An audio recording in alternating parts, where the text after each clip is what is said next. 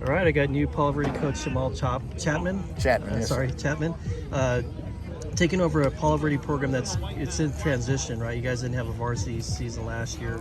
So just talk about the challenges that you face and how you're meeting those challenges.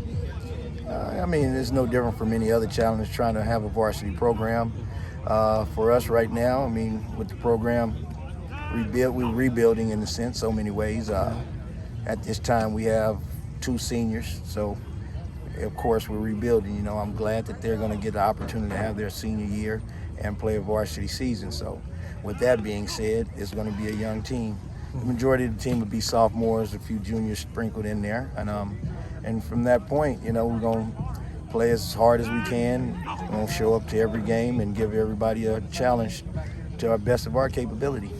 Now, I was out here at practice last year, and it seems like you have more players, so you were able to get some interest going, right? Oh yeah, that was the goal for last year.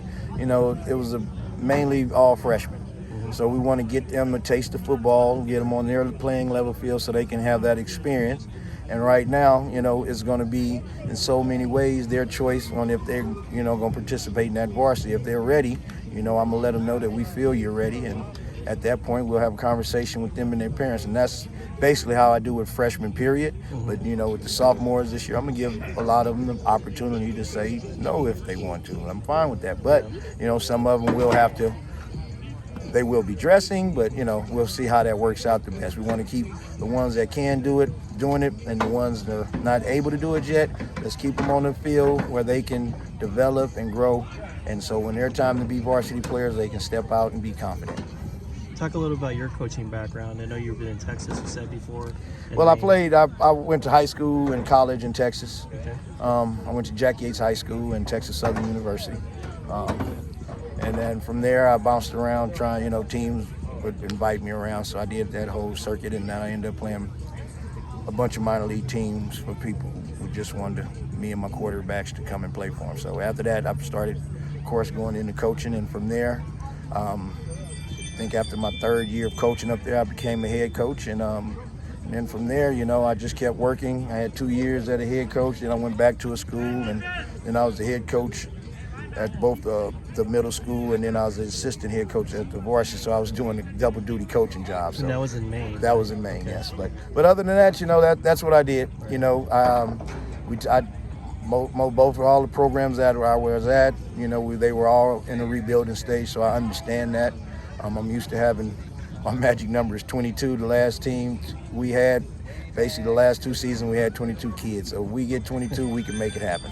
That's awesome. So now, what drew you to Tucson then? Because you're Texas. Well, my wife was ready to, all our kids are grown.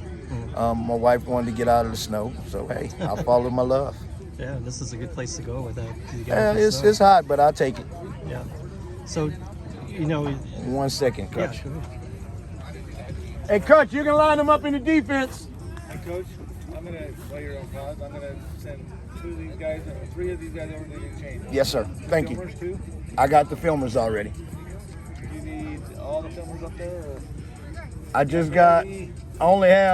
this point, I only have 2 people up there. The other 2 on the left, on the right are not with me. I have Trey and Merity filming. Are these guys okay to go in chains? Yes, they can go in chains. All right. Up to Merity and then run over to the chains. All right, sorry. No problem. I'll be done in a second. Just now with the season starting up, what kind of expectations can you have? What are you looking for? Not necessarily maybe wins or losses, but what are you kind of looking for? Well, I want to see each kid grow. And my coaching style isn't about the football field. The football field is a plus. My job is to help us produce future citizens of our society. I want them to understand responsibilities. When you sign up for something, you want to show up.